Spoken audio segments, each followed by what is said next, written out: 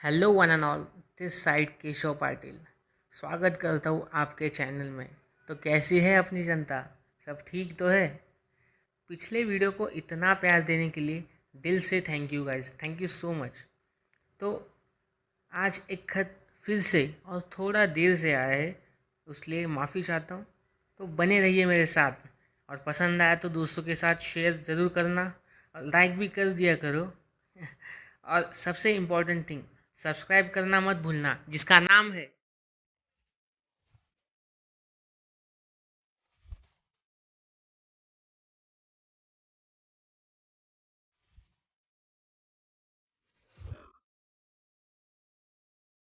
नमस्ते, मेरा नाम बॉडी। जी हाँ, सही सुना।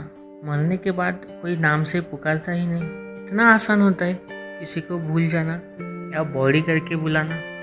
माँ, मुझे पता नहीं ये चिट्ठी तुम तक पहुँचेगी या नहीं, पर फिर भी थोड़ा लिखकर दुख बांट दूँ। हाँ, जिंदा था तब क्यों नहीं पूछा, यही पूछ रही हो ना माँ? अगर अंजाम पहले पता होता तो जिंदगी कितनी खूबसूरत होती। आई एम सॉरी माँ, पापा, आपने जो खोया मैं आज वो महसूस कर रहा हूँ, पर मैं भी मजबूर था। मुझे उस वक्त नहीं समझ आया मैं क्या कर रहा हूँ, इसका अंजाम क्या होगा। मैं बहुत डर गया था। पापा, याद है बचपन में मैं अंधेरे से डरता तो आपने मुझे हिम्मत कैसे दी थी? हनुमान चालीसा पढ़ा, भूत पिशाच निकट नहीं आवे, महावीर जब नाम सुनावे।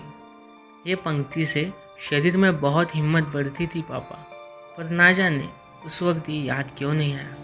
अब बचपन से लेके आज तक माँ, मैंने हर बात तुमको बताई, कुछ मांगा तो तुमसे ही, पर आज मैं पापा से बात करूँगा। पापा, पहले मैं आपसे माफ़ी मांगता हूँ। आपकी मेहनत, जो आपने सपने मुझ में देखे, वो सबको कुचल कर मैंने एक कदम उठाया। I am sorry.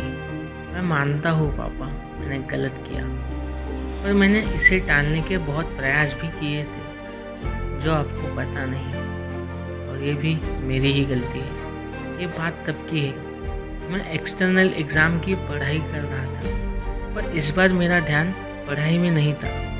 पर बात कुछ और भी न थी पापा। यह सब मेरे अच्छे दोस्त थे, ना किसी से दुश्मनी, ना लड़की का कोई चक्कर, पर फिर भी पढ़ा हुआ दिमाग में कम और बाहर ज़्यादा रहता था, जैसे कि मैं क्लास में। इस बारे में मैंने कुछ दोस्तों से बात भी की, पर उन्होंने तब मेरा मजाक उड़ाया, क्योंकि हम लाइफ को लेकर इतना सीरियस नहीं थे पापा। फिर मैं अपने टीचर के पास गया, उनसे बात की। उन्होंने जवाब में कहा, अगर तुम पढ़ोगे नहीं तो फेल हो जाओगे, और अगर नहीं होता तो ज़बरदस्ती क्यों अपने माँ बाप के पैसे वेस्ट करते हो। इससे मैं और डर गया पापा, और मेरा पूरा ध्यान इस चीज़ पे चला गया कि अगर मैं फेल हुआ तो आपको क्या मुंह दिखाऊंगा। और वहीं से मेरे डिप्रेशन की शुरुआत हुई, और मुझे मेरा पूरा जीवन व्यर्थ लगने लगा। मुझे इतना उदास देखकर कुछ दोस्त आए तो सही, पर मेरा हाल पूछने नहीं, बल्कि मेरी खिल्ली उड़ाने, मुझे डरपोक बोलने। माँ, ये वही दोस्त थे जिनके लिए मैं उस दिन तुमसे लड़ पड़ा था। आज महसूस कर सकता हूँ तेरी हर बात माँ। तब जाके अकल आई जब छूट गया तेरा साथ।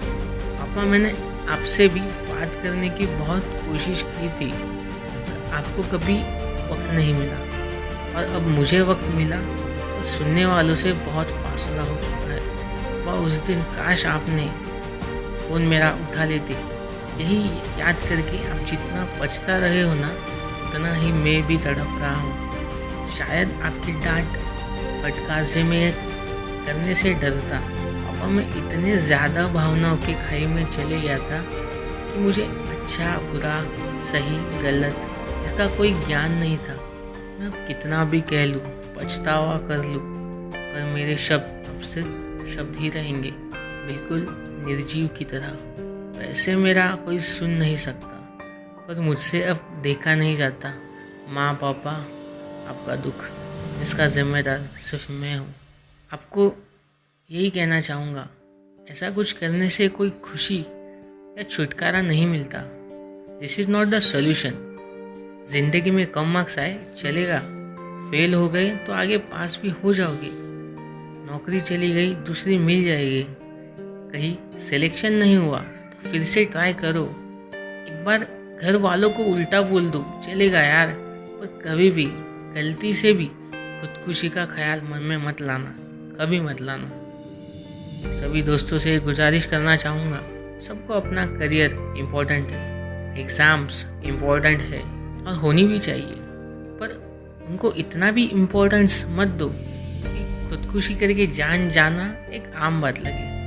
सबके माँ बाप बच्चों के लिए अच्छी ज़िंदगी, उज्जवल भविष्य चाहते हैं, पर पढ़ाई में उसको इतना विलीन ना करे कि वो आपसे कुछ शेयर करना और ज़िंदगी जीना ही भूल जाए। माँ, जब भी ये शब्द आता है मेरे आंसू नहीं रुकते। तुझे बहुत बड़ा बनाना था माँ, मुझे माफ़ कर दे। आई एम सॉरी माँ, ये 2 लाइन सिर्फ तेरे लिए। तो खुदा से मांग लूँ मोहलत मैं इतनी, रहना है बस यहाँ अब दूर तुझसे, जाना नहीं। सभी लोगों से मैं दिल से माफ़ी मांगता हूँ। बस यार दूसरे को वक्त देना सीख जाओ, प्लीज़ वक्त दो, उनसे बात करो, क्या पता कल हो ना हो। हमारे समाज में खुदकुशी को आज भी तुच्छ नज़र से देखा जाता है, इसे अन्य बीमारी जैसे क्यों नहीं देखते? क्यों नज़रिया इतना बदल गया है इस चीज़ के लिए? खुदकुशी हमेशा अनेकों सवाल खड़े किए जाती है जिनके जवाब पूरी ज़िंदगी में कभी नहीं मिलते। आखिर कोई इंसान इस हद तक अपने आप को कोसता है, खुद को इतना हेल्पलेस फील क्यों कराता है? और इन सब के जवाब बिना जाने हम उसके चरित्र पर सवाल किए जाते हैं, अपने हिसाब से बातों का उटपटांग मतलब निकाल कर मरने के बाद भी बदनाम किए जाते हैं। अगर खुदकुशी करना एक अपराध है तो ये समाज अपराधी नहीं? स्वयं विचार कीजिए। आपका राजला।